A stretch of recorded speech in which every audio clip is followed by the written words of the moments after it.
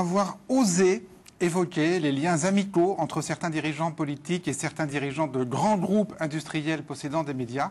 François Bayrou a provoqué une petite onde de choc tout au long de la semaine qui s'est même étendue jusqu'à certains humbles journalistes de l'audiovisuel. Nicolas Sarkozy a le droit d'avoir les amis qu'il veut. Il y a simplement des journalistes en dessous, peut-être petits journalistes, je ne sais pas, Claire, Ma Pomme, Jean-Pierre Pernaut et d'autres, qui font leur métier comme ils l'entendent. Ils n'ont pas besoin que leur patron les appelle. Moi, par exemple, j'ai jamais eu Martin Bouygues au téléphone depuis maintenant 4 ans et demi. Donc le fait qu'il soit l'ami ou pas l'ami, qu'Arnaud Lagardère soit l'ami ou pas l'ami, puisque apparemment il n'y avait pas que Martin Bouygues qui était dénoncé, il y avait également Dassault, etc. Moi, ça ne nous concerne pas. C'est tant mieux pour eux, c'est formidable. Moi, de dîner avec Ségolène Royal et François Hollande, j'ai pas eu l'impression de faire un crime, de lèse, quoi que ce soit. Hein. Alors, la mise en cause assez forte, ce qui est nouveau de la part du responsable d'un mouvement politique représenté au Parlement, la mise en cause de la neutralité des médias dans la couverture de la campagne qui commence, annonce-t-elle un grand débat? N'est-elle qu'un coup sans lendemain? Ou est-elle une agression contre la liberté de la presse et la liberté des médias? Débat de cette émission, François Bayrou, président de l'UDF, est avec nous. Et en votre compagnie, Raphaël Baquet, journaliste politique au Monde, et Éric Routier, au Nouvel Observateur, grand spécialiste des liens entre la politique et la haute finance, qui nous éclairera de ces lumières.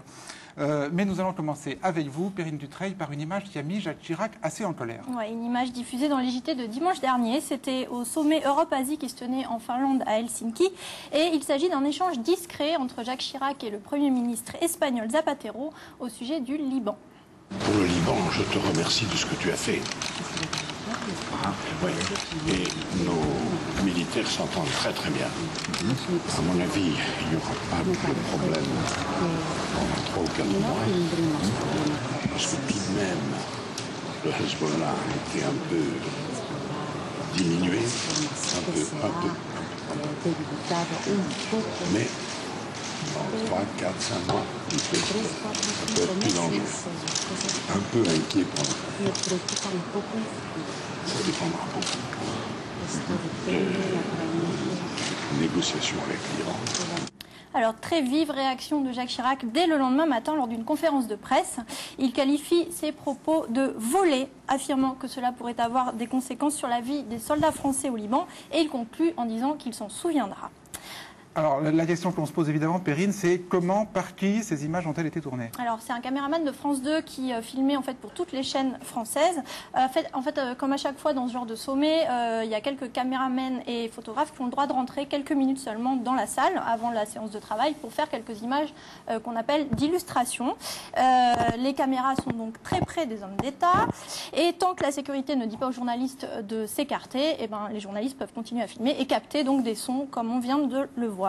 Alors la question, c'est si c'est comme ça à chaque sommet, comment ça se fait qu'on n'a pas plus souvent au journal télévisé des échanges de ce type? Souvent parce que les propos sont plutôt anodins, voire badins. Ah bon? En termes d'État?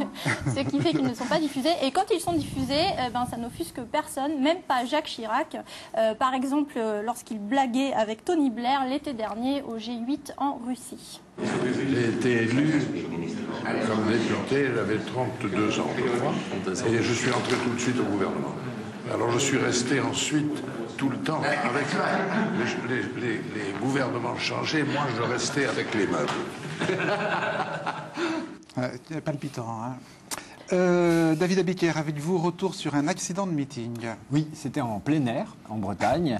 Un meeting de Ségolène Royal avec une victime, pas n'importe laquelle, puisqu'elle était militante, socialiste, jeune et femme. Retour sur les faits avec LCI. Interpellée sur le clivage gauche-droite par la jeune Nolwenn, 23 ans, Ségolène Royal s'est montrée plutôt cassante. Écoutez. Pour moi, c'est important de... Alors, c'est quoi les autres choses? Projet des socialistes. La carte scolaire, je pense que c'est une vision de gauche là, que j'ai développée. Les 35 heures, j'ai répondu. Alors, quels sont les autres sujets? Allez, vas-y.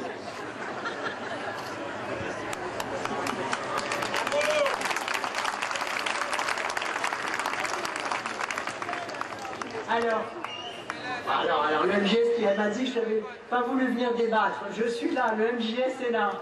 Alors pose. Oui, mais t'es pas obligé de demander l'autorisation au garçon qui est à côté de toi. Tu es une femme qui peut parler. En toute liberté. Oui, c'était une question de toute manière assez générale sur la manière. Non, il faut des questions précises, parce que sinon on ne peut pas répondre. Oui, c'était une question d'ordre général. D'ordre général. Tu es sûr que tu ne fais pas d'autocensure? Non, non. Tu es sûr que tu ne voulais pas me parler des militaires? Bien sûr. Alors moi, je connaissais une Ségolène Royal un peu première de la classe, première communiante, et là, je découvre ce sourire madré, cette démarche qui consiste à noyer de questions la jeune militante, sous couvert de l'aider à poser sa question, mais en fait, on lui maintient bien la tête sous l'eau. Et puis, il y a cette deuxième chose, Ségolène Royal, qui est quand même la championne de la lutte anti-machiste, qui utilise le machisme, non pas pour aider une femme, mais encore pour l'enfoncer un peu plus, puisqu'elle se moque de sa position vis-à-vis du garçon qui est à côté d'elle. Et donc, c'est délicieux parce que c'est une scène remarquablement cruelle. Je crois que la dernière fois qu'on avait vu un homme politique s'en prendre à un jeune comme ça, c'était vous, François Bayrou. Vous aviez donné une claque, mais elle était méritée, je crois. C'était plus franc. C'était plus franc et on essayait de vous faire les poches. Alors, comme la victime n'était pas assez victime aux yeux visiblement des présentateurs d'LCI, ils ont commencé à s'intéresser de très près à ses glandes lacrymales.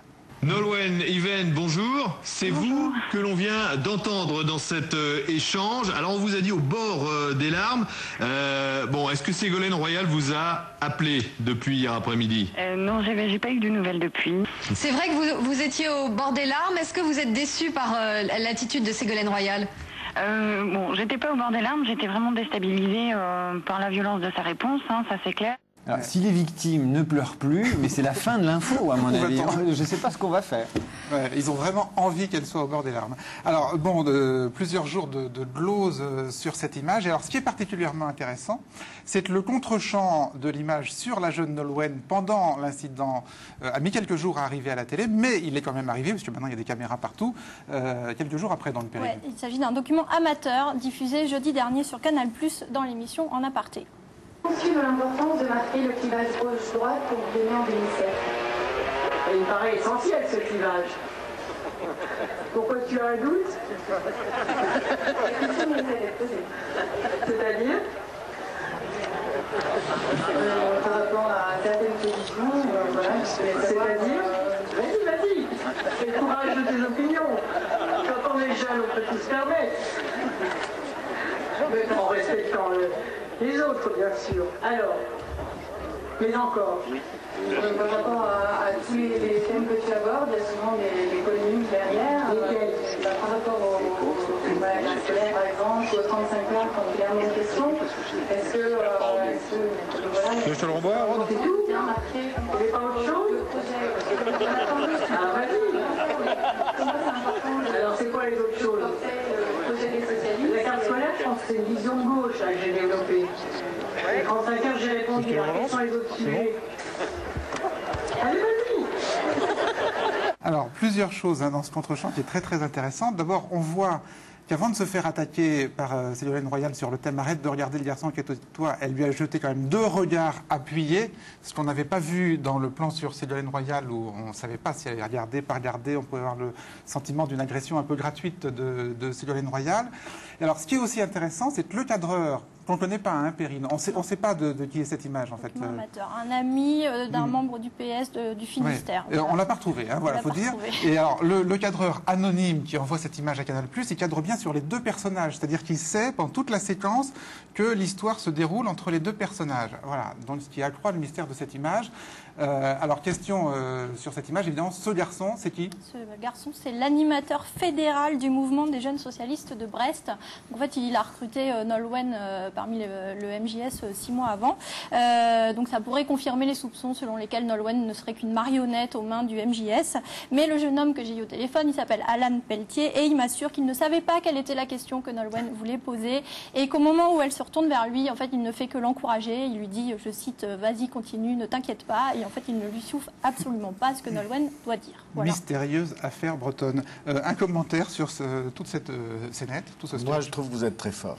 Mais à part ça, on va dire que vous nous flattez pour commencer l'émission. Pas du tout. Oh, non. Je trouve que c'est un décryptage extrêmement au scalpel, comme ça, précis de ce qui se passe. Non, mais sur le fond de ce qui s'est passé, l'utilisation de l'image de Ségolène Royal, l'arrivée du contre-champ, ce que les médias en font, l'insistance des médias, comme le disait David, à fabriquer une victime qui pleure.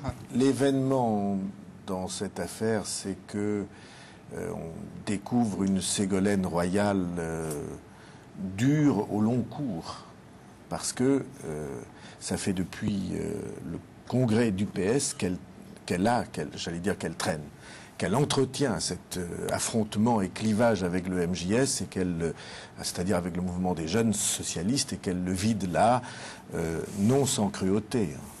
Alors, Marianne Esclovic, avec vous, nous allons maintenant décrypter les dessous du débat initié de manière fracassante par François Bayrou sur la non-neutralité supposée, selon vous, des grands médias dans la campagne électorale qui commence.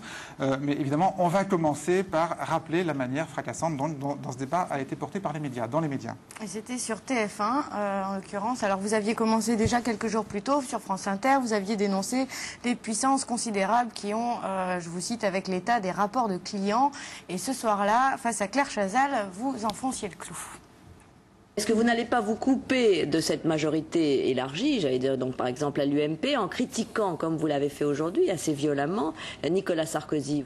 Je ne critique pas Nicolas Sarkozy en rappelant la proximité qui est la sienne, avec des responsables économiques extrêmement puissants. C'est une proximité qui est affichée, assumée et même étalée dans les journaux, comme vous le savez. Ça n'empêche Eh bien, pas. je considère pour moi, Claire Chazal, que l'argent et la politique doivent être séparés.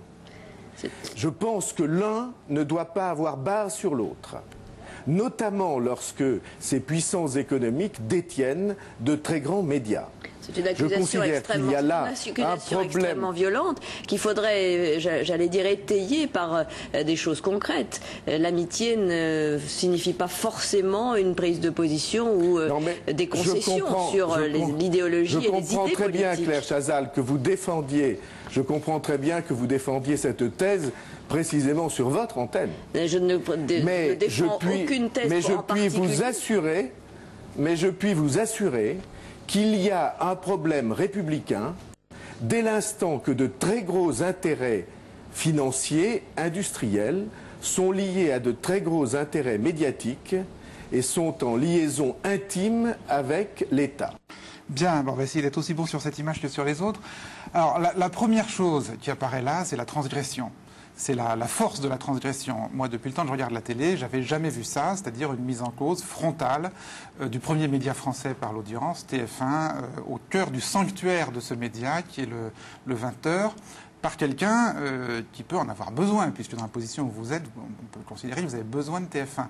Vous avez conscience de commettre cette transgression ? Parce que vous pensez que j'ai fait ça par hasard, sans m'en apercevoir, que j'étais distrait. Non, je l'ai fait parce que il me semblait nécessaire de poser cette question. Si on veut que la campagne électorale serve à quelque chose, qu'elle soit juste, au lieu d'être comme toujours biaisée et passer à côté des sujets, il me semblait qu'il fallait que cette question fût d'entrée posée. Alors, on va être très précis. Pourquoi vous ne les nommez pas, les dirigeants de médias auxquels vous faites allusion et les groupes de médias auxquels vous faites allusion ? Parce que je ne veux pas être offensant. Ce n'est pas une mise en cause de tel ou tel, c'est une mise en cause du principe pour la République. Mais les liens entre Martin Bouygues, propriétaire de TF1, et Nicolas Sarkozy, ils sont pas seulement revendiqués, mais j'ai dit étalés dans tous les journaux. Les liens avec Arnaud Lagardère, propriétaire d'un très très gros groupe de presse, ils sont affichés dans tous les journaux. On a fait la liste, Bernard Arnault, Dassault. Mais si vous ne voyez pas qu'il y a là une question de principe et pas une question de personne, alors on passe à côté, on fait la saga. C'est pas une question de saga. Nous sommes le seul pays démocratique dans le monde qui n'ait pas traité cette question. C'est-à-dire que nous acceptons qu'il y ait de très grands groupes de médias qui soient liés à l'État par des liens de clients à fournisseurs, clients à donneurs d'ordre. Et vous voyez à ce moment-là dans quelle ambiguïté on entre. Vous voulez dire une contre-vérité, parce que Berlusconi, en Italie, je veux dire, vous dites que c'est le seul État. Berlusconi n'était pas client de l'État. Non, il était l'État. Non, monsieur, j'ai très largement dit, et notamment dans cette séquence, que la proximité la plus grande que j'identifiais, c'est celle de Nicolas Sarkozy avec Berlusconi sur ce sujet. Il y avait une petite différence, c'est que Berlusconi avait fait la totalité de sa fortune dans l'immobilier en particulier, pas dans les liens de client à fournisseur. Voilà, c'est la seule différence. Pour terminer, François Bayrou, avec cette transgression, quelques jours plus tard, vous avez été puni, c'est-à-dire que vous vous trouviez dans les locaux de... Alors, vous allez raconter, vous êtes dans les locaux de LCI, vous venez pour une autre émission, et qu'est-ce qui se passe? Il se passe la chose la plus normale qui peut se passer en démocratie, c'est-à-dire une engueulade. Alors, qu'est-ce qui se passe? C'est-à-dire que j'ai eu avec Patrick Lelay, président de TF1, et avec Étienne Moujotte, directeur de la rédaction de TF1, ce qu'on peut appeler une explication musclée. C'est-à-dire que concrètement, non mais il faut raconter les choses. Concrètement, à votre sortie du studio... à ma sortie du studio, ils m'attendaient, ils viennent me voir. J'étais avec Barbier, Christophe Barbier, qui venait de faire l'interview. On parlait comme ça, puis tout d'un coup, je vois les yeux de Barbier qui commencent à vaciller, comme ça. J'ai donc senti que, sans doute, il se passait quelque chose dans l'univers de LCI qui n'était pas habituel. Et c'était comment dirais-je, l'entrée en force de Étienne Moujotte et de Patrick Lelay pour avoir une explication avec moi, parce que ce que j'avais fait n'allait pas, ce que je comprends très bien. Donc il vous emmène dans un bureau? Oui, dans le bureau de Patrick Lelay, et là nous avons eu une explication qui, au nombre de décibels, devait être un peu sérieuse. Mais franchement, qu'est-ce qu'ils vous disent? Les reproches qu'ils vous font, comment ils les formulent? Grosso modo, il y a 3 sujets qui sont traités. Et qui sont des sujets, en tout cas pour 2 d'entre eux, très importants, démocratiquement. Premier sujet, TF1, mais Patrick Poivre d'Arvor l'a dit là, il l'a dit en privé à beaucoup de mes amis, en disant que c'était absolument inacceptable de s'exprimer ainsi, atteinte à l'honneur, et dit Moujotte, la rédaction est absolument ulcéré, et ça va être très difficile pour moi d'avoir par la suite des liens avec cette rédaction. Le degré d'ulcération de la rédaction de TF1, je l'apprécie un tout petit peu différemment, mais ceci est une autre affaire. Et puis deuxième sujet, discussion vive avec Étienne Moujotte, qui dit oui, j'assume, nous roulons pour le bipartisme. Il dit ça parce que la vraie démocratie, c'est ça, c'est le choix entre un parti et un autre parti. Et c'est ça que je voudrais pour mes enfants, dit-il. Et je lui dis, mais de quel droit peux-tu dire une chose pareille? Ah, vous le tutoyez? Oui, parce que Étienne Moujotte a été journaliste politique suffisamment longtemps pour qu'on se soit croisés et rencontrés. De quel droit, avec quelle légitimité pouvez-vous dire que vous roulez pour le bipartisme en France? Qu'est-ce qui vous donne, vous qui êtes le plus puissant média français, qu'est-ce qui vous donne cette légitimité-là? J'avais eu quelques éléments pour m'apercevoir déjà depuis longtemps que tel était le cas. Ouais. Et troisième sujet, Patrick Lelay, j'ai pas les sentiments simplistes qu'on croit à l'égard de Patrick Lelay. Je trouve qu'il y a un degré de liberté dans sa manière de parler, de provocateur absolu, qui fait que je pense qu'il est moins simple qu'il n'apparaît comme homme. Mais il dit tout ça, j'en ai rien à faire. Moi, je suis pas français, je suis breton. Je ne vote pas aux élections et il n'y a que mon chiffre d'affaires qui m'intéresse. À quoi je réponds? Non, mais attendez, c'est énorme. Il dit, moi, je suis pas français, je suis breton. Il a dit ça, texto. Il l'a dit dans tous les journaux, comme vous le savez. Comme vous le savez, c'est de la provocation. Ce qui le rend intéressant entre nous, au lieu d'avoir la langue de bois pensée unique habituelle, au moins il y a un peu de... Voilà. Et tout ce qui m'intéresse... Et donc, et je lui dis, c'était assez chaud pour que je lui ai dit que je lui répondais cela en tant que représentant du peuple, que je considérais qu'il était parmi les premiers responsables du pays, j'ai même dit le premier responsable du pays, car TF1 joue évidemment sur le pays un rôle absolument majeur, et que donc il ne pouvait pas prononcer une phrase comme ça. Selon moi. Maintenant, quand même, pour essayer d'aller un peu plus loin, on va prendre Claire Chazal au mot. Claire Chazal dit, est-ce que vous avez des exemples? Alors, on va essayer de voir s'il y a des exemples, si ces liens d'amitié qui sont clairement établis et revendiqués influent sur le contenu des journaux. Mais d'abord, Maya, pour savoir bien de quoi on parle et être parfaitement pédagogique, les groupes industriels en question. Pour ceux qui ne sauraient pas, il y en a principalement 3 grands groupes industriels en France qui, en plus de leurs activités industrielles, possèdent des organes de presse écrite, de radio ou de télévision. Alors, vous l'avez dit tout à l'heure, on a le groupe Dassault, dirigé donc par Serge Dassault, qui, en plus d'être sénateur UMP, de vendre des avions, des armes et tout ça, possède une douzaine de titres de presse écrite, parmi lesquels le Figaro. Et puis, on a également donc le groupe Bouygues, Martin Bouygues, qui, en plus de faire des routes et tout ça, fait également de la télé, TF1 et LCI.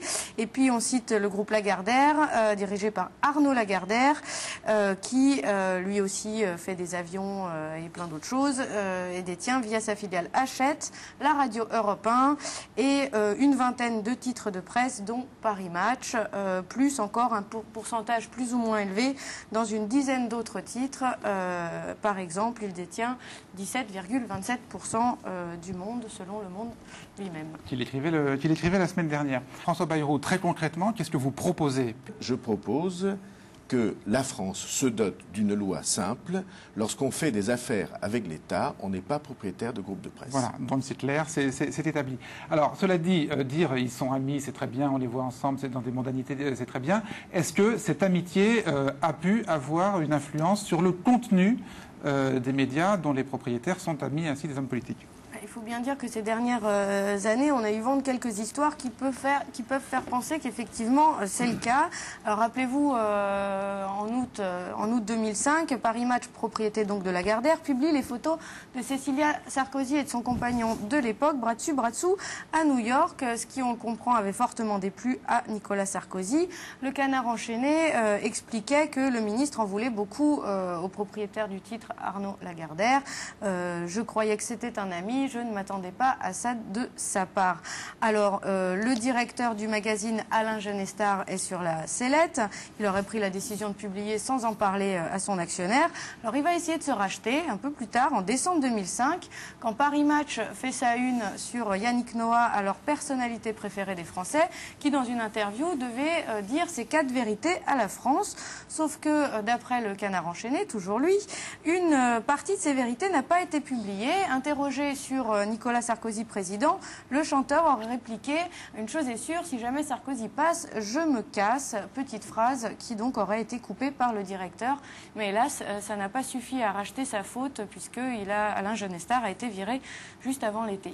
Bon, alors évidemment, ces exemples-là posent une question. Est-ce que ce qui est en cause, c'est l'amitié ou est-ce que c'est les liens structurels avec l'État et le fait qu'on dépende des commandes de l'État puisque... Ça n'a rien à voir avec l'État, là, c'est un... en même temps, Lagardère est dépendant de l'État. Oui, non, mais voilà. Et Sarkozy, ça n'a échappé à personne, est peut-être un futur chef d'État. On est dans un problème de presse avec un directeur de la rédaction, un actionnaire et une personne mise en cause, qui est Sarkozy. Je veux dire que l'acte de publier à la une photo de la femme d'une personne, quelle qu'elle soit, qui plus est ministre, avec son amant, est un acte lourd. Je veux dire, et c'est un acte... Que vous désapprouvez? Je ne le désapprouve pas. Moi, je pense qu'un directeur de la rédaction doit prévenir son actionnaire principal, quel qu'il soit, d'une décision comme celle-ci. Le fait de ne pas le prévenir, ça dit c'est pour le protéger, enfin bon, le fait de ne pas le prévenir, je pense, moi, que ça justifie une coupure complète de confiance entre l'actionnaire et le directeur de la rédaction. Donc après, après, je sais, moi, que Sarkozy a voulu laisser Genestar en place. Il s'est dit, ils sont tellement culpabilisés qu'ils vont me flatter. Tout un système tordu. Mais je veux dire, la confiance est rompue. Et quand la confiance est rompue dans un journal, mais moi, je pense que ça n'a rien à voir avec le poids de l'État, de EADS que Lagardère possède avec 7%, ça n'a aucun rapport. C'est la question de fond. Si Lagardère n'était pas un groupe dépendant aussi des commandes de l'État, ayant avec l'État les relations qu'on sait, voilà, est-ce que la censure de la phrase de Noah sur Sarkozy aurait eu lieu de la même manière? Est-ce que Jonestar aurait été limogé? Ouais. J'en suis convaincu. Je pense que ça n'a rien à voir avec la propriété que détient Lagardère dans EADS, qui est une société franco-allemande espagnole, avec des commandes qui sont minoritaires de l'État, puisque c'est essentiellement Airbus et c'est public. Je pense que là, on est dans le pur fantasme. Je suis désolé, mais on est dans le pur fantasme et dans la provocation. Bon, c'est le complot, la théorie du complot. Dans ce cas précis, je ne dis pas avec d'autres, mais dans ce cas précis, on est dans la théorie du complot. Vous connaissez bien les... Moi, je pense que la démocratie doit avoir des principes, et la République aussi. Et voilà. Et je pense que ces principes doivent éviter toute discussion, tentation, discussion. Ça doit être bâti comme ça. Et d'ailleurs, en plaidant ça, je ne fais que rappeler ce que tous les pays démocratiques occidentaux font. D'accord. Alors donc, pourquoi? Parce que vous voyez bien quel genre de discussion ultérieure naîtra de commandes, de pas de commandes, vous voyez bien. Et donc, simplement, je dis, il y a là une distance à prendre. D'accord. Alors, cette distance est pour moi plus générale. Oui. Je trouve que la politique et l'argent doivent être aussi séparés que la politique et la religion. Vous auriez pu le dire plus tôt, il y a eu d'autres cas. La collusion entre Balladur et TF1 aurait dû vous faire sortir de je le voyais moins parce qu'à cette époque, j'étais très... Je trouvais que c'était très sympathique que j'ai des soutiens pour Balladur. Vous savez... parce que les noyaux durs, c'était quand même Balladur. Je vais vous... Oui, et puis c'est vrai ce que vous dites. Mais dans la vie, on change et on mûrit. Alors on change et on mûrit plus facilement quand on est soumis à des situations un peu accentuées de ce point de vue-là. Mais encore une fois, si vous croyez que je parle de un tel avec un tel, vous vous trompez. Je parle de ce qui devrait être les cadres de notre vie en commun. Alors, juste de la République en France. Un dernier élément d'image pour terminer. Vous disiez tout à l'heure, c'est assumé, c'est affiché, c'est revendiqué. Et c'est vrai que le paradoxe du moment Maya, c'est que cette homogénéité de pensée, cette porosité, cette fluidité des relations, on en a trouvé par exemple une trace évidente en image. Ça se passe sur un canapé rouge. Le canapé rouge de Michel Drucker sur France 2, sur lequel vient s'asseoir régulièrement, entre autres, Jean-Pierre Elkabbach pour interroger donc des hommes politiques, comme il le fait également tous les matins sur Europe 1, dont il est également le président. Et c'est vrai que M. Elkabbach a plutôt chez les hommes politiques la réputation d'un intervieweur difficile, intransigeant, coriace. Alors, en même temps, quand on entend Jean-Pierre Elkabbach interroger Nicolas Sarkozy, alors fraîchement élu président de l'UMP, sur le canapé rouge de Michel Drucker, on peut dire que ça soit vraiment très, très, très méchant. Bonsoir Jean-Pierre. Quand on interroge Nicolas Sarkozy, je l'avais remarqué le premier jour, je sais qu'on a intérêt à avoir l'esprit acéré, l'œil vif. On a vu les images de ce qui s'est passé dimanche dernier. Au Bourget, vous paraissiez au milieu des clameurs, à l'aise, transporté, incandescent, heureux. Comment, au bout de 3 ans de tourbillon, l'homme qui paraissait le plus pressé, le plus impatient de France, apprend-il la stratégie de la patience, ou alors il va continuer à aller assez vite, et aussi vite et différemment? Voilà, il y a plus embarrassant comme question en même temps. Pourtant, à écouter le même Nicolas Sarkozy, interrogé cette fois par Michel Drucker sur les qualités d'intervieweur de Jean-Pierre Elkabbach, et ben là, ça avait l'air vraiment terrible. Avec Jean-Pierre Elkabbach, la règle est simple. Il faut être très concentré et extrêmement vigilant. Car il ne laisse rien passer. C'est un félin. Voilà, et c'est sûrement cette pugnacité, cette intransigeance féline qui vaut à Jean-Pierre Elkabbach l'admiration et l'affection de son patron, Arnaud Lagardère, qui vient lui aussi sur le canapé rouge de Michel Drucker dire tout le bien qu'il pense de son journaliste. Vous l'écoutez tous les matins, Jean-Pierre? Non seulement je l'écoute, mais parfois je le vois le matin. Vous venez de temps en temps lire bonjour. Ce qui est un spectacle aussi en soi. Oui, il vient à 8h moins quart moins 10, puis après on bavarde, etc. On n'écoute pas Jean-Pierre uniquement le matin, on le consulte. Je suis très étonné de voir que bon nombre de gens qui l'interviewent, après on passe 10 minutes, un quart d'heure à prendre le café, et beaucoup consultent Jean-Pierre. Beaucoup. Docteur Jean-Pierre, comme on l'appelle. Hein.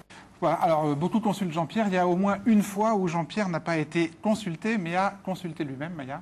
Oui, quand Jean-Pierre Elkabbach, donc, qui depuis est devenu président d'Europe 1, a eu besoin d'un conseil pour recruter une journaliste politique en charge de l'UMP pour Europe 1, eh bien c'est tout naturellement vers Nicolas Sarkozy qu'il se tourne, comme il le confirmait lui-même au Canard enchaîné, toujours lui. J'ai dit à Nicolas Sarkozy, est-ce que tu connais dans la nouvelle génération qui émerge qui sont les meilleurs? Il m'a donné 2 ou 3 noms qui étaient déjà dans ma liste, dit Jean-Pierre Elkabbach. Bon, ça vous fait sourire. C'est vrai que Ce qui me fait sourire, c'est que votre nom n'ait pas été dans la liste. Parce que dans la nouvelle génération, parmi les meilleurs... Ah non, genre... Attention, vous allez la griller définitivement dans tous les médias français. Et c'est pas le canapé rouge. En lui disant ça, et on n'a pas de canapé rouge. Bon, sérieusement, c'est quelque chose que vous avez découvert, ça, cette porosité, cette amitié, ces consultations mutuelles. Dans la même émission de Michel Drucker, vous aussi, vous étiez interviewé, vous disiez beaucoup de bien de Jean-Pierre Elkabbach. Vous passez souvent chez Jean-Pierre Elkabbach à Europe 1, aussi souvent que... c'est normal. Et par exemple, il est arrivé aussi, vous, qui vous consulte sur une embauche de journaliste, c'est arrivé aussi? Ah ça, j'ai pas souvenir qu'il m'ait consulté sur une embauche de journaliste, mais c'est pas ça le... c'est pas ça le sujet. Je trouve que on passe d'un sujet à un autre. On a parlé de la structuration du système médiatique et politique français. On passe à un autre sujet qui est connivence. Quel est le degré de connivence entre journalistes et médias? Vous savez pourquoi c'est quand même un peu le sujet? Parce que vous allez faire voter une loi disant les groupes de médias n'auront plus le droit d'avoir des intérêts dans l'armement ou dans d'autres secteurs industriels. Mais en même temps, cette connivence, cette porosité, les petites consultations de 10 minutes après l'interview du matin, où finalement un tas de choses se décident, ça, aucune loi ne l'empêchera jamais. Non, moi ça m'arrive, après être allé aux interviews de Elkabbach, de prendre un café avec lui, et j'ai pas le sentiment qu'on sort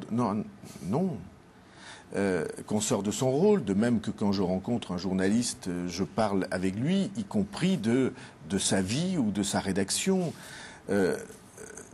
On n'est pas des, comment dirais-je, on n'est pas des sauvages, on n'est pas des chiens. On peut parfaitement avoir entre soi des conversations sur la vie, les choses importantes, les décisions à prendre.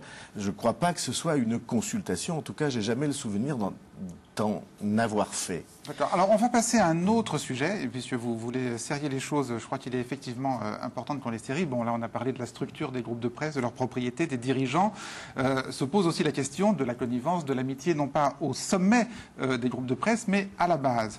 Yulia Kapustina est allée demander à un certain nombre de journalistes politiques comment ils vivaient les choses avec les hommes politiques. Nicolas Sarkozy, il a un mode de fonctionnement assez particulier parce que c'est quelqu'un qui abolit d'emblée les distances, qui essaye le tutoiement. Bon, moi, personnellement, je refuse, même si ça lui arrivait de me tutoyer. Moi, je le revouvoie tout de suite. Mais il tutoie la plupart des journalistes qui le suivent, qui le connaissent bien. Il vous donne le sentiment d'être aussi proche du grand patron de presse que de vous. Bah, je ne sais pas, il peut vous demander des nouvelles sur des choses très personnelles. Vous parlez, enfin là c'est vraiment pour l'anecdote, de votre coupe de cheveux, se rappeler qu'avant vous aviez les cheveux plus courts, des trucs un peu idiots comme ça. Vous parlez de, je sais pas, de la façon dont vous êtes habillé, de votre famille, s'il se rappelle que vous avez un enfant, etc., etc., quoi. Et puis il ajoute quelque chose, c'est qu'il est capable de vous demander votre avis. Par exemple, je suivais les affaires corse. Il me demandait mon avis sur les négociations, sur certaines choses. C'est facile ensuite de se sentir important, mais le ministre m'a demandé, en gros, m'a demandé de le conseiller sur sa politique. Et voilà comment on donne le sentiment aux journalistes qui sont des gens importants, alors qu'un journaliste, il ne faut pas se faire d'illusions, n'existe plus le jour où il n'est plus le représentant de son média. Nicolas Sarkozy, en fait, il est comme tous les hommes politiques. Une de ses caractéristiques, c'est la séduction. Et chez lui, elle passe d'abord par les journalistes. Et c'est quelqu'un qui cherche d'abord par séduire les journalistes. Parce qu'il dit souvent la communication doit précéder l'action. Et en fond, toute sa carrière politique, il l'a construite d'abord en voulant séduire les journalistes. Nicolas Sarkozy tutoie très facilement, très vite. Voilà, je le tutoie. Est-ce que c'est... Alors souvent on m'a posé la question, est-ce que c'est pas un signe de connivence? Moi je pense que non. Je pense que me tutoyant, je le tutoie. Je vois beaucoup d'hommes politiques, j'en tutoie beaucoup aussi, donc voilà, j'attache pas trop d'importance à ce point-là. Je suis pas sûr qu'on soit qu'il y ait plus de connivence avec un homme politique qu'on tutoie qu'avec un homme politique qu'on vous voit. Je le tutoie parce que d'abord il m'a tutoyé et que j'ai pas considéré que ce tutoiement était une entrave à ma liberté. Enfin, je me suis jamais mis dans la situation de devoir remettre en cause ce tutoiement en me disant finalement ça m'empêche d'écrire librement sur lui, puisque c'est toujours la même chose. Enfin, je suis pas dupe de ce tutoiement. À chaque fois que je rencontre un ministre, je lui donne du monsieur pendant l'entretien, mais je lui donne du monsieur le ministre en arrivant. Je pense que du point de vue du journaliste, c'est une manière de marquer ses distances. Concernant sa proximité avec les journalistes, je dirais que le voyage à La Réunion à l'hiver dernier, d'une certaine façon, était plus exemplaire, hein, d'une certaine façon. C'est l'époque où Sarkozy vit seul, Cécilia est partie, on sent qu'il est assez profondément troublé par ça. Il faut décrire un peu, c'est des Airbus donc, de la présidence de la République qui sont conformés d'une certaine manière. Les journalistes sont au fond de l'avion et le politique est devant dans une espèce de studio avec salon, chambre, salle de bain, etc. Et Sarkozy alternativement demandait aux journalistes de le rejoindre à l'avant de l'avion ou lui-même venait à l'arrière de l'avion pour nous voir. Enfin bref, le voyage durant à peu près 12 heures. Au bout d'un moment, c'était presque agressif cette façon qu'il avait de venir nous voir. Et certains se cachaient un peu derrière leur journal en disant je suis pas libre, Nicolas, repasse me voir plus tard. Mais à ce moment-là, c'était la manifestation d'un état psychologique un peu. Si j'avais été son conseiller, j'aurais trouvé ça un peu inquiétant. Alors pendant la diffusion de ce sujet, tous les trois comme un seul homme, vous avez dit le tutoiement c'est pas le sujet, c'est pas le problème. Ce qui veut dire que contrairement à ce que pensent beaucoup de gens, parce que beaucoup de gens fantasment sur cette connivence entre les hommes politiques et les journalistes, et le tutoiement en est un des symboles. Vous pensez vous, par exemple, Raphaël Baquet, que établir... Moi, je pense que c'est une règle personnelle. Moi, je ne tutoie pas les hommes politiques, mais ça paraît pas grave qu'on le fasse. Enfin... Je considère que ce qui compte, c'est ce qu'on écrit. Donc c'est tout, enfin ce qu'on écrit ou le documentaire qu'on diffuse et qu'on réalise. C'est ça qui est important. Ce que vous faites, hein, c'est seuls les actes comptent. Vous pouvez tutoyer 15 000 personnes très distanciées et les vous voyez et être absolument servile. Donc ce qui compte, c'est ce que vous écrivez. Alors ce qui compte, c'est ce qu'on écrit, avez-vous dit. On va en venir maintenant au contenu des journaux et des médias à travers le deuxième reproche que vous avez adressé aux médias dans cette campagne qui commence, qui est en gros d'avoir tout polarisé sur Sarkozy et Royal, c'est-à-dire d'avoir décidé à l'avance, mis en scène à l'avance, ce qui serait le second tour. Alors la meilleure preuve visuelle de ça, Maya, c'est les couvertures des magazines. Hein. C'est vrai qu'on ne peut plus ouvrir son journal ou passer devant un kiosque sans voir un magazine qui fait sa une sur le duel Sarkozy-Royal. Alors ça va de l'Express à Gala, Valeurs Actuelles, VSD, Le Figaro ou Challenge. Et même dans Elle, mesdames, on vous propose de tester votre ségolisme ou votre sarkozysme avec en illustration les jambes présumées des deux candidats. Vous devinez où est Ségolène? Alors, est-ce qu'il n'y a pas un appétit irrésistible des médias, d'abord pour les affrontements binaires en général, et pour ce second tour-là, qui leur fait laminer les autres candidats, en gros? Non, mais il y a plusieurs choses qui se posent. Sarkozy est très présent dans les médias, Ségolène Royal aussi, depuis quelques mois. Sarkozy, c'est simple, hein, il est président du plus grand parti de droite, il est ministre de l'Intérieur, et accessoirement, il est dingue de communication. Donc, effectivement, il est très présent dans les médias. Ségolène Royal, pourquoi? Elle est en train de provoquer une mutation incroyable du Parti socialiste, et elle va peut-être être la candidate de la gauche, en tout cas du Parti socialiste, aux élections présidentielles. Ça me paraît assez normal qu'on s'intéresse à elle. Après, est-ce que les autres existent? Alors, c'est le problème de François Bayrou. Non. Et c'est le problème des autres aussi. Et c'est le problème de la démocratie, vous allez me dire, et de la République. Bon. Est-ce que les autres existent? Moi, je dirais, ça dépend quels médias vous regardez. Oui, les autres existent quand même dans la presse écrite, ça me paraît très clair. Et ça Par exemple, chez vous, au Monde? Oui, chez nous, au Monde. Alors, j'ai regardé parce que justement, je m'interrogeais un peu sur vous. Bon, bah, sur les 2 dernières semaines, là, du 1er au 14 septembre, on a publié 20 papiers où vous apparaissez, dont 9 dont vous êtes ou sur lesquels qui sont uniquement centrés sur vous, hein, soit sur votre université d'été, vos problèmes au sein du Parti centriste, comment vous votez sur GDF Suez, qu'est-ce que vous dites sur la carte scolaire. Donc, contre combien pour Ségolène et Sarkozy? Oh ben Sarkozy, certainement beaucoup plus. Hein. Oui. Certainement beaucoup plus. Mais il est ministre. Hein. Il est ministre de l'Intérieur. Alors François Bayrou va évidemment vous répondre, mais avant qu'il vous réponde, je voudrais voir ce qu'en pense un certain nombre de vos confrères journalistes aussi, que Yulia Kapustina, toujours elle, est allée interroger sur le thème François Bayrou a-t-il la médiatisation qui correspond à son influence politique réelle, à son rôle politique réel, oui ou non? Sa méthode, c'est simplement de faire la politique comme il l'entend, de ne pas forcément penser à communiquer. Voilà, je me souviens d'une période où il est allé au Darfour. Il a tenu à y aller seul, alors que certains membres de son entourage lui demandaient de prendre des journalistes ou lui conseillaient de prendre des journalistes avec lui pour qu'il puisse diffuser son témoignage. Et puis voilà, pour quelqu'un qui s'inscrit dans un projet présidentiel comme lui, c'est pas inintéressant d'être finalement sur place et de témoigner sur ce qu'il voit. Mais il a refusé, il a dit non, au contraire, je veux y aller seul pour pouvoir ensuite mieux en parler moi-même et réfléchir.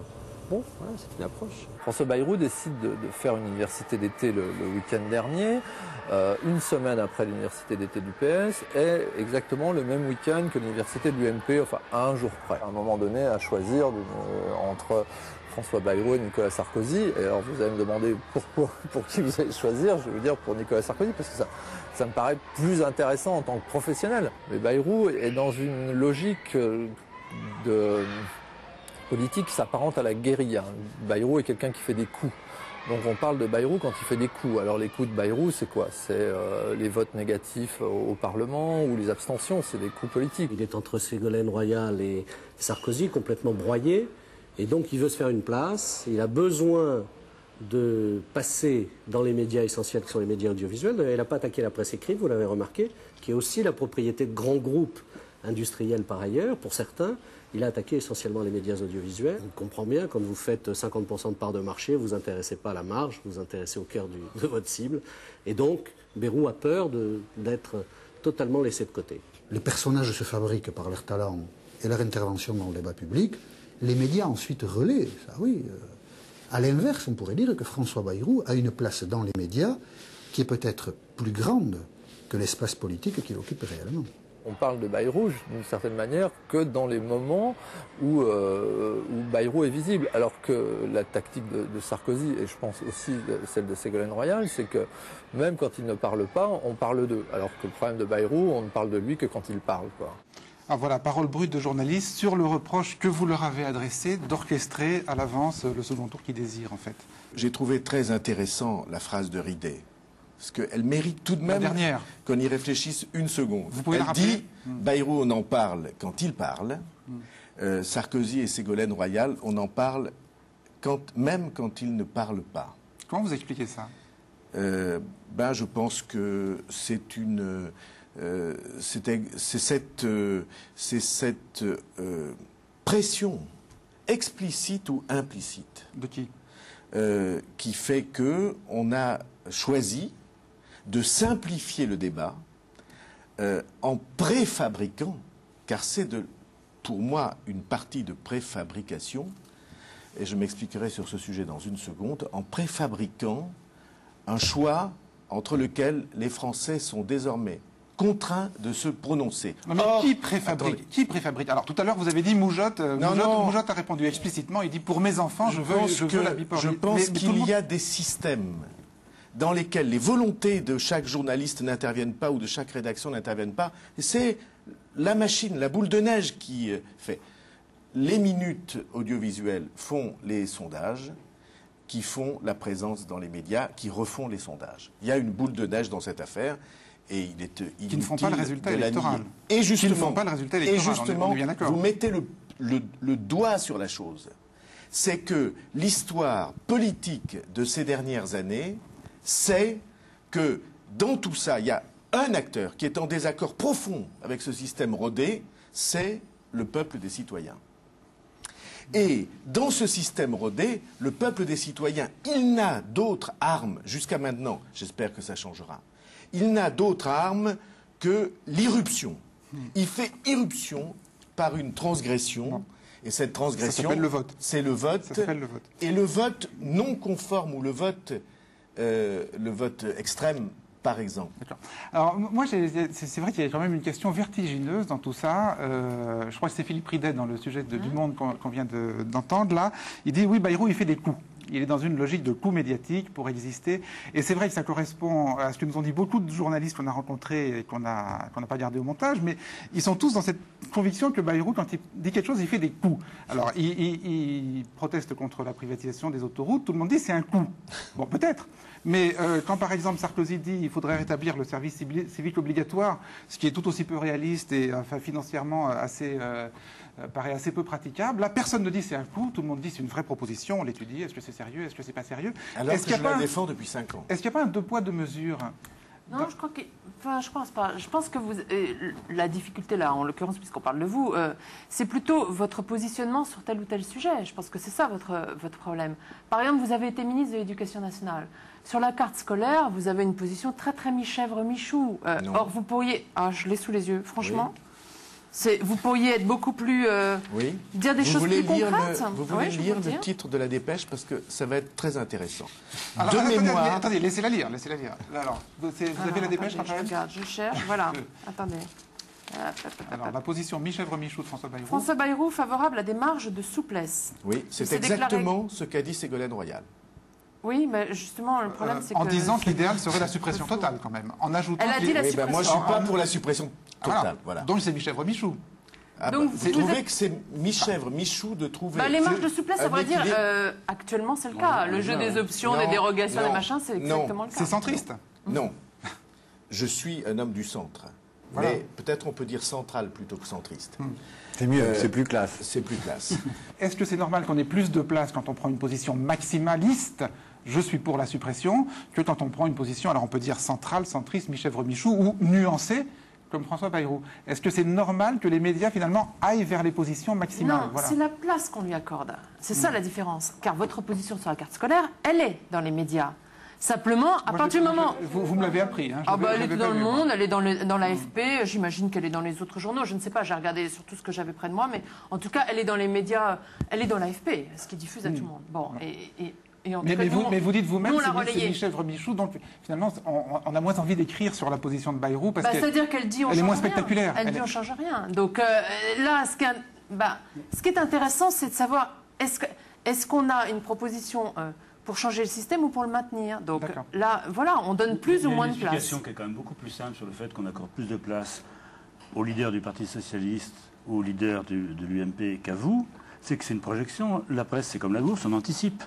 Le système fait que, dans un an, on sera présidé soit, l'idée générale est qu'on sera présidé soit par les leaders du Parti socialiste, quel qu'il soit par les leaders de l'UMP. Parce que le système unilatéral à deux tours fait ça. C'est comme la présidentielle, la projection. C'est extrêmement intéressant. Donc la projection... Il y en a un qui a été éliminé, mais celui qui a été... Non, mais justement, Le Pen ou Bayrou peuvent arriver au second tour, mais... On sait bien que c'est le parti leader. Qu'est-ce que vous en savez? Non, mais je ne dis pas que j'ai raison, je dis que la presse projette l'efficacité. Est-ce que c'est bien? Est-ce que c'est bien? Est-ce que c'est son rôle de projeter? Les citoyens sont plus concernés par l'idée qui va diriger ce pays. Je veux dire, c'est quand même, ça concerne vraiment la possibilité que le prochain président soit François Bayrou est considéré comme très inférieur par l'ensemble des médias, mais du peuple. Donc on s'y intéresse moins. Moi, je pense que vos positions sont assez bien relayées, à vrai dire, dans les médias. Oui, alors, c'est ce que disait Apathy. Apathy disait, Jean-Michel Apathy de RTL... Je crois que Jean-Michel Apathy avait raison. Vous disiez, vous avez plutôt plus de place dans les médias que ce que vous représentez. À combien vous... enfin bref, l'UDF que je dirige a fait 12% aux dernières élections européennes et régionales. L'UMP a fait 18%. Bon, alors, vous me parlez d'une disproportion formidable. C'est une disproportion relative. Maya, alors par exemple, on a mesuré, pour revenir aux statistiques, on a compté le nombre d'apparitions dans les journaux télévisés des trois personnages principaux dont on parle. C'est une mesure qui vaut ce qu'elle vaut, mais on a comparé votre nombre de passages en JT, plateau ou duplex depuis le début de l'année. On l'a comparé à celui de Sarkozy et de Royal. Il en ressort que vous n'êtes pas le plus mal loti. Alors c'est bien sûr Ségolène Royal arrive en dernier avec 4 passages. Vous êtes deuxième avec 5 passages. Et bien sûr Nicolas Sarkozy Sarkozy est premier avec 7 passages. Le CSA, j'ai eu la curiosité de demander au Conseil supérieur de l'audiovisuel quel était le temps qui a été accordé à l'UDF depuis le début de l'année. Et le temps qui a été accordé, c'est 6%, je crois qu'il a dit. Voilà, c'est une unité de mesure. Est-ce que vous ne devriez pas vous en réjouir, au fond, d'être exclu de la mise en scène des médias? Peut-être. Dans la mesure où on a vu que non seulement les médias ne font pas l'élection lors de toutes les élections précédentes, mais que parfois l'élection se fait contre les médias. Finalement, c'est très bien. Non, mais je pense que vous avez raison. Ah bon? Je ne sais pas si vous le dites. Je ne sais pas si vous le dites avec le sourire, mais je crois qu'il y a une trace de vérité dans tout ça. Non, mais surtout, les médias sont extrêmement divers. Aujourd'hui, vous avez des gratuits, Internet. Les gens s'informent très différemment. Internet, ça joue tout à fait différemment. C'est pas un cauchemar pour un centriste d'exister médiatiquement en prenant des positions radicales. Je veux dire, à la dernière présidentielle, vous vous pointez au RPR ou à l'UMP en disant si on pense tous la même chose, c'est qu'on est mort. 6 mois, vous faites 4%. 6 mois plus tard, vous faites les 4 autres pourcents en donnant une taloche, je schématise, aux gamins. Et là, vous avez fait une campagne où vous avez existé 2 fois radicalement et vous faites des points. Il y a la motion de censure, vous mélangez vos voix avec celle du PS. Et puis là, vous avez une critique des médias qui contournent Besancenot sur sa gauche, grosso modo. Hein. Vous êtes ultra radical. Et finalement, les idées centristes, où elles sont, où est-ce qu'il est cette espèce de consensus qui est quand même le propre du centrisme? Monsieur, le centre a changé de nature. Le centre a failli mourir parce qu'il était mou. C'est une élection qui cherche sa surprise. Le sarko-ségolisme, ou le ségo-sarkolisme, je ne sais pas comment vous pouvez l'appeler, celui-là va... les gens ne vont pas se laisser prendre. Alors on va tout essayer, Le Pen, le vote utile, enfin toutes ces choses-là. Mais au bout du compte, moi je crois que les Français ne sont pas satisfaits de se faire ainsi fabriquer, de se faire ainsi prémouler. Et quand vous disiez avec une lueur amusée dans l'œil que peut-être ça pouvait rendre service après tout d'être dans cette situation de challenger, c'est possible. Merci à tous trois d'avoir amorcé ce débat qui va évidemment se poursuivre dans toute la saison à venir. Arrêt sur image revient dimanche prochain. On aurait dû ajouter une phrase. 12h38, on ne peut plus, c'est fini. 12h38, au revoir à tous. La phrase c'est Internet quand même. Il se passe des choses sur Internet qui ne se passent pas dans ces médias-là.